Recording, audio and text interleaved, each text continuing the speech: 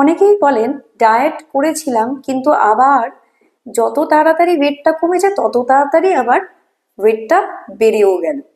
তো তাহলে লাভটা কি হলো? সেই একই জায়গায় ফিরে এলেন। তাহলে কি করতে হবে? এমন কোনো ডায়েট ফলো করবেন না যেটা বেশি দিন সাস্টেন করা যায় না। তো সেই কারণে ক্র্যাশ ডায়েট একেবারেই নয়, যাতে একদমই হঠাৎ করে যেই ডায়েট মানে ওয়েটে রিচ করে গেলেন তখন আর আপনাকে কেউ ধরে রাখতে পারবে না, ভুলভাল খাওয়া প্রচুর পরিমাণে খেতে থাকবেন। তো সেই জন্য তাড়াতাড়ি ওয়েটটা গেন করে ফেলবেন।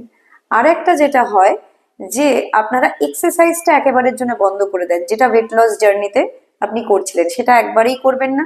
খাওয়া দাওয়া অন্যরকম খান, কিন্তু এক্সারসাইজ বা হাঁটা সেটা কিন্তু বজায় রাখবেন।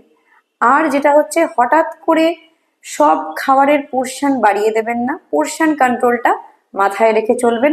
তাহলে আশা করা যায় অত তাড়াতাড়ি ওয়েটটা ফিরে আসবে না। নমস্কার।